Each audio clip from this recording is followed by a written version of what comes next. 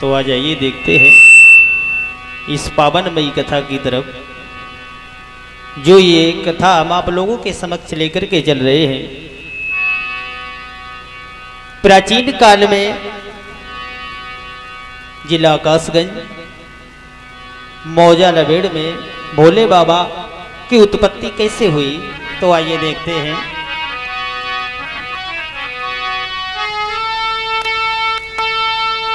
कि प्राचीन काल की सुनो कथा, और हम तुमको आज सुनाएंगे, और समझना चाहो तो समझ लियो, बस इसीलिए समझाएंगे।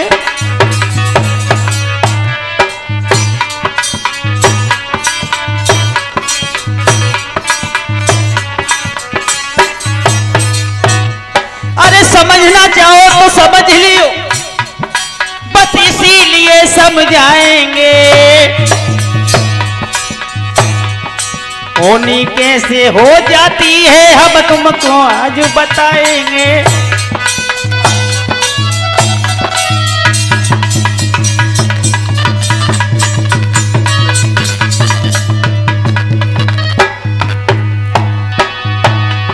होनी कैसे घट जाती है,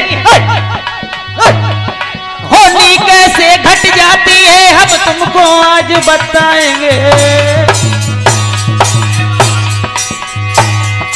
और शिवाजी माधव कपिल वाले भजनों में दर्शाएंगे।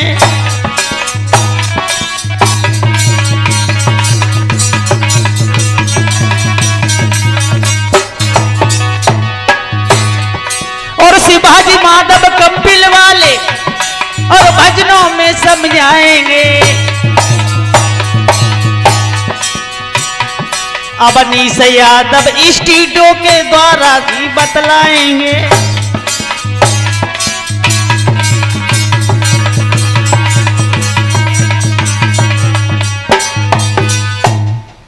तो आ जाइए मेरे प्यारे सज्जनों, किस तरीका से ग्राम लबेड़ में भोले बाबा की एक शिवलिंग की उत्पत्ति हुई है, किस तरीका से हमारे भोले बाबा गांव लबेड़ में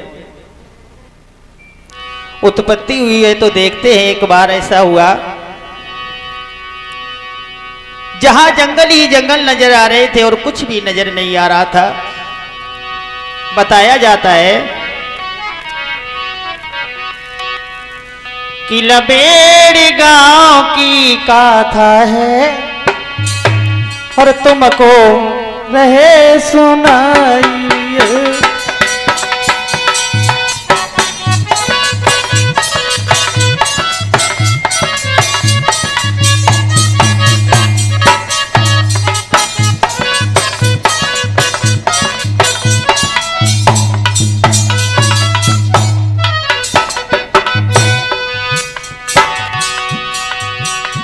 जंगल ही जंगल नजर आए,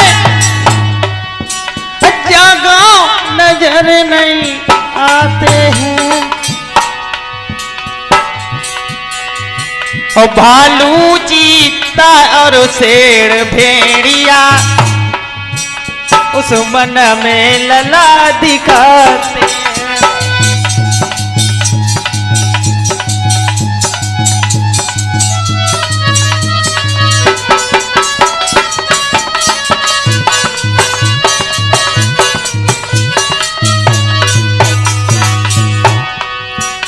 भालू और शेर भेड़िया उस वन में लला दिखाते हैं।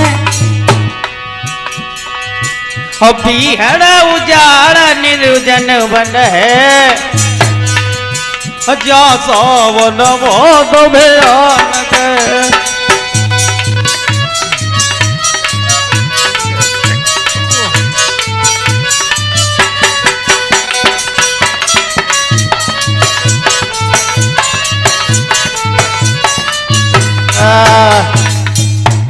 बताया जाता है जहाँ बहुत भयानक जंगल है और उस जंगल में शेर, चीता, भेड़िया, भालू, हाथी रहते हैं। वहाँ गांव नजर नहीं आ रहा है।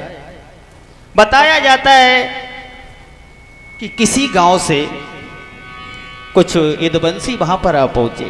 जब यदुवंशी वहां पर आ पहुंचे हैं तो यदुवंशियों ने क्या किया है, अरे किसी गांव से यदुवंशी गए के बापे आई,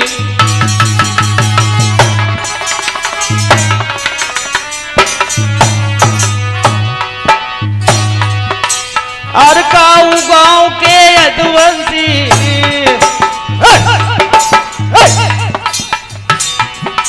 अरे गाँव के यदुवंशी गए के बहा पे आई,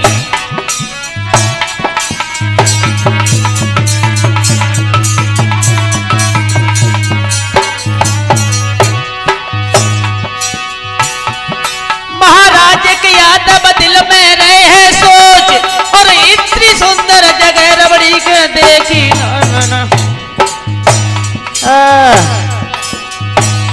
भैया उत्तर लंग में गंगा जी जे मेहमान, ओ भैया उत्तर लंग में गंगा जी जे बेतीमान।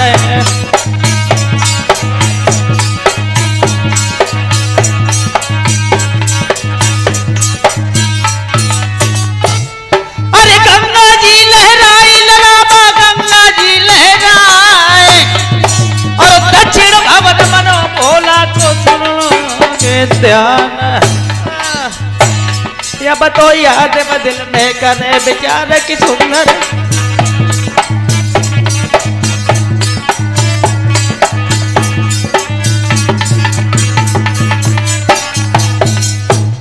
यादव जी उस जगह को देख करके बहुत प्रसन्न हुए, सोचने लगे इतनी सुंदर जगह, इतनी रमणीक, अब ऐसा करते हम कहीं और जगह नहीं जाएंगे, अपना स्थान अपना निवासी जंगल में बनाएंगे। सब यादवों ने सलाह मिलाई, ये सोचने लगे बाजी बा कितना सुंदर जंगल है, और यादवों ने आपस में सलाह मिलाई डला, और जाकर ऐसो करो बजा जंगल को काटो। उस जंगल को कटवाया है यादवों ने। जब जंगल काटने लगे इधर हुआ क्या,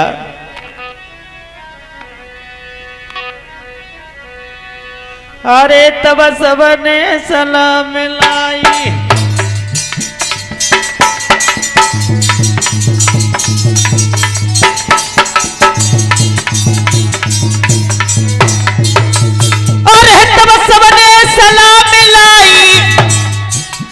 और आपस में बात बनाई, और वहां जंगल को रे कटाई।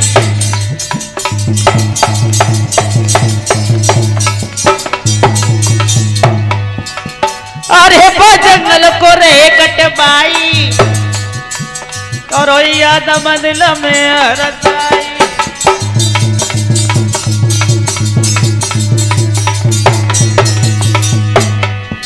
के भैया होनी है बलबान हुए कछु और ही रहो है, के लौआ होनी है बलबान कछु और ही रहो है।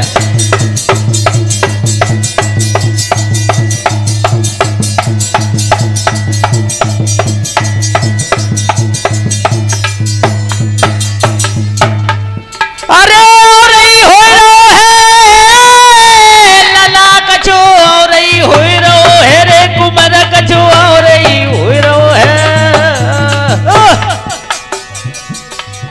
के भैया बीचा बीच जंगल में शिवजी गए प्रगटाई है।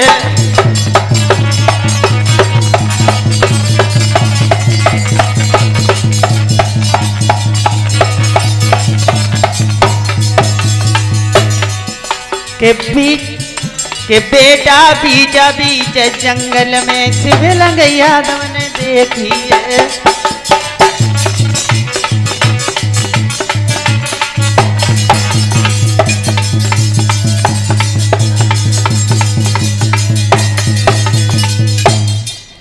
जिस समय यादवों ने उस जंगल को कटवाया है, और कटवाने के बाद में यादवों ने देखा बीचा बीच जंगल में लला एक शंकर जी की शिवलिंग रहे, और वो शिवलिंग वो शिवलिंग क्या थी, अद्भुत शिवलिंग।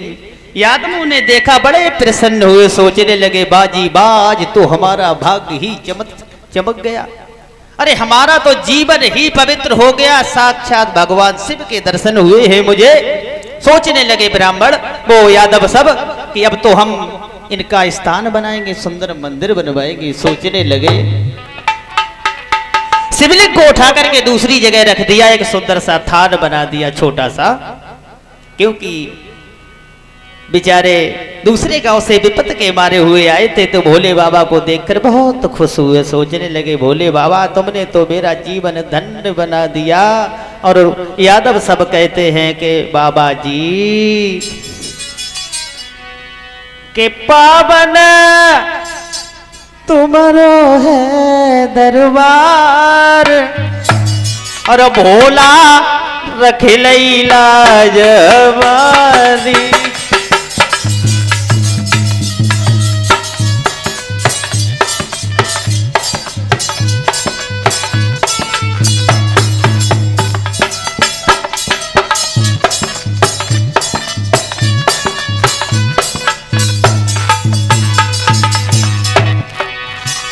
अरे रख लाज हमारी, भोला रख लाज हमारी।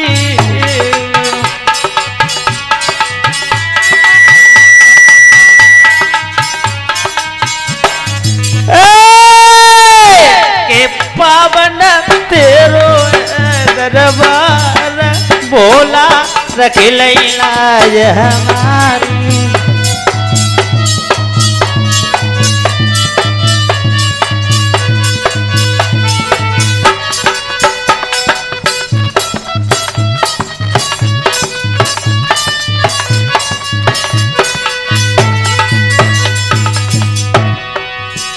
हम करे प्रशंसा तुम्हारी, हो तुम्हारी जो लाज बचाई।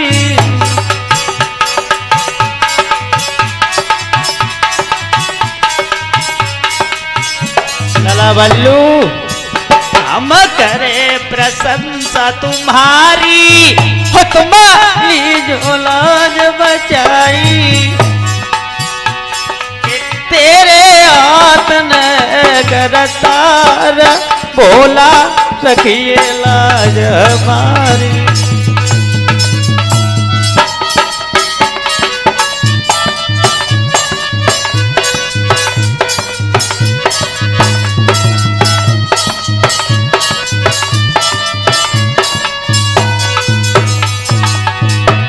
कि तुम्हारे हाथ न है भगवान, भोले रखियो लाज हमारी।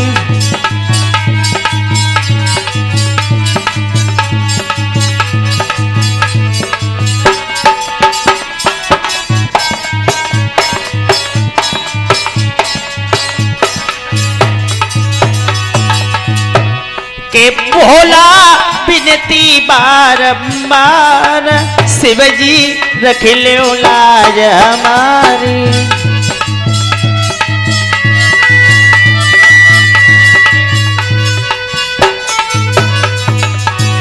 तुम रख लो लाज हमारी, तीनों लोकन के त्रिपुरारी।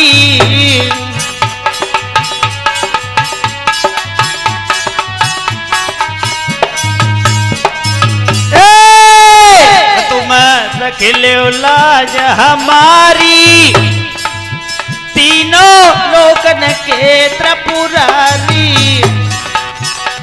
के जोड़े ठाड़े दोनों हाथ, भोला रख ले लाज हमारी।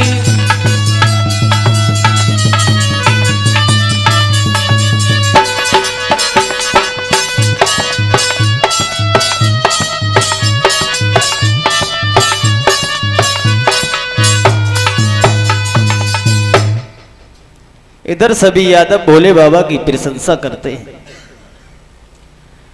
प्रशंसा करते हैं, भोले बाबा को प्रसन्न करते हैं और कहने लगे भोले बाबा तुम्हारे दर्शन पाकर के मेरा जीवन पवित्र हो गया और मुझे अपने जीवन में और क्या चाहिए। और सोचने लगे हैं सभी यादव, चलो अब अपना अपना यहाँ पर स्थान बनाओ। और जब रहने लगे हैं, बताया जाता है धीरे धीरे जब समय गुजरता चला गया, कुछ समय के बाद में वहां पर एक व्यापारी आया। जो व्यापारी नियत का बहुत खोटा था ना, बहुत खोटा नियत का। उसने सोचा, व्यापारी जो था घोड़ा पे सवार होने के बाद में भोले बाबा के पास में आया, तो हुई घोड़ा पे सवार, बढ़ो गारी सुनो सरदारी। और शिवलिंग के वो पास में के आई गयो व्यापारी।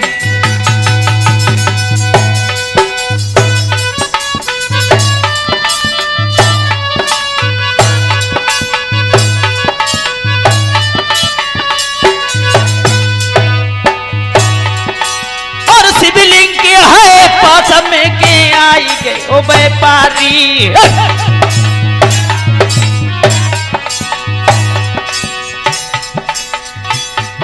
जकी सूरज समान चमकन रे, जकी सूरज समान चमकन रे के देख गयो हरसाई।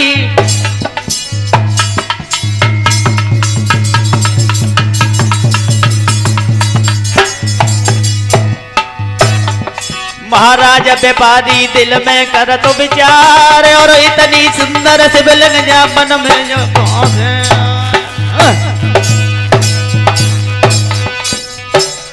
अब तो व्यापारी के दिल में लड़ाई, अब खोट बनो भारी। अब तो व्यापारी के दिल में भैया खोट बनो भारी।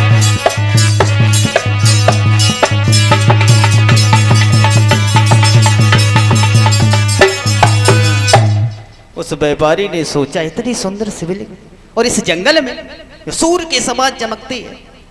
सोचने लगा ये यहाँ शोभा नहीं देती, इसे हम ले जा करके अपने महलों में रखेंगे, और अपने महलों में रखने के बाद में भोले बाबा की सेवा करेंगे, पूजा करेंगे, अपने जीवन को धन्य बनाएंगे। ऐसा विचार करने के बाद में उस व्यापारी ने लल्लाबा शिवलिंग को उठाओ और हाथ में रखा, घोड़ा पे सवार हुआ, चल दिया।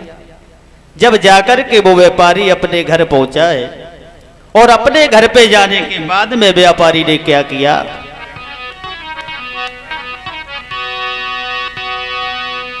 अरे ले भोला को संगर के महल में पहुंचो आई।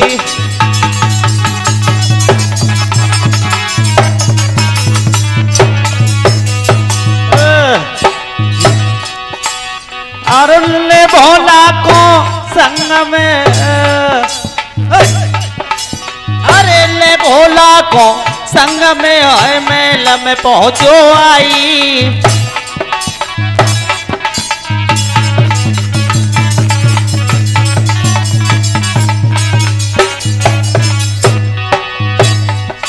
महाराज के शिवलिंग बाने धरी जमाए, और अपने महल में जाए पजारो सोयो पाए पसारे।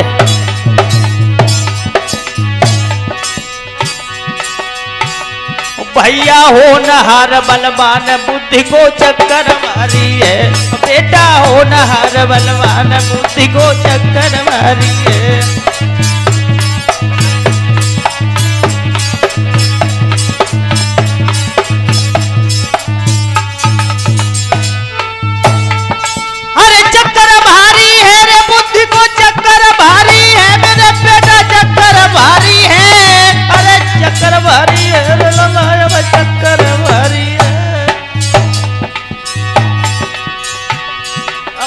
आधी रात के समय पे बाने सपनों देखो है, अब तो आधी रात के समय पे बाने सपनों ने आरो है।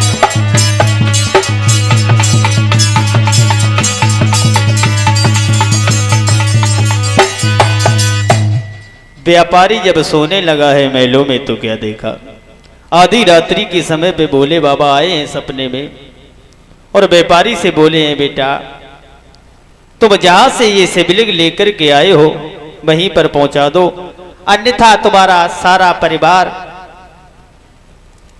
सारा परिवार नष्ट हो जाएगा, तुम्हारे परिवार में कोई भी जीवित नहीं बचेगा। भोले बाबा ने ऐसे शब्द कहे हैं व्यापारी से। तो व्यापारी निद्रा में सपने में सोच रहा है कि ये मैंने क्या किया, और भोले बाबा उस व्यापारी को सपना देते हुए बोले हैं कि सुन मेरे लाल, कि आधी रात के समय पे जन सपनों देखो भाई,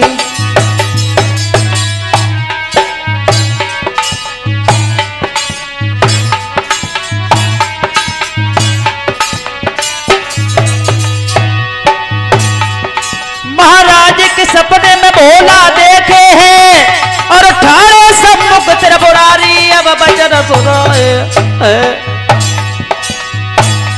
बेटा जहां से लाए से मिलेंगे तुम वहीं पे पहुंचइयो, बेटा जहां से लाए उठाए किसे मिलेंगे वहां पे पहुंचइयो।